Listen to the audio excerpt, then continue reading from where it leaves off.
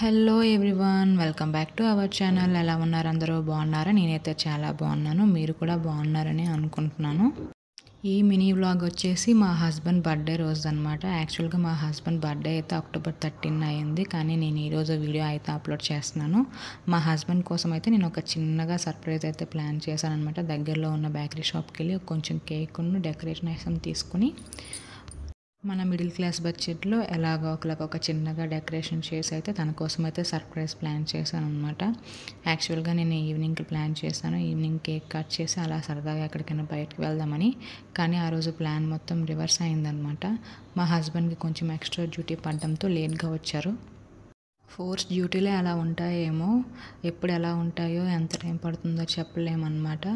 ఎస్పెషల్గా మనకి ఏదైనా స్పెషల్ డేస్ ఉంటాయన్న రోజే ఇంకొంచెం ఎక్కువ వర్క్ ఏదైనా పడితే కొంచెం అంటే అన్హ్యాపీగా, అన్ఈజీగా, అన్కంఫర్టబుల్గా ఉంటుంది. సో నాకు కూడా ఆ రోజు అలాగే అనిపించింది. మొత్తానికైతే తన ఇంటికైతే వచ్చేసారు. నేను చేసిన ఈ చిన్న డెకరేషన్ చూసి, కేక్ని చూసి కొంచెం సర్ప్రైజ్ అయ్యారు, హ్యాపీగా కూడా ఫీల్ అయ్యారనమాట. అండ్ నేను కూడా అది క్యాప్చర్ చేద్దాం అనుకున్నాను తన ఎక్స్ప్రెషన్స్. కానీ తన రేసు గుర్రం సినిమాలో శృతి హాసన్ టైప్ అనమాట. ఎక్స్ప్రెషన్స్ అస్సలు ఫేస్లో పలకవు. ఫైనల్గా అయితే తన ఇంటికి వచ్చేసరికి ఇలా ప్లాన్ చేశాను అనమాట. తను కూడా హ్యాపీగా ఫీల్ అయ్యారు. అండ్ కేక్ అయితే కట్ చేశారు. మా ప్రణయ్ కూడా వాళ్ళ డాడీకి బర్త్డే విషెస్ అయితే చెప్పారు.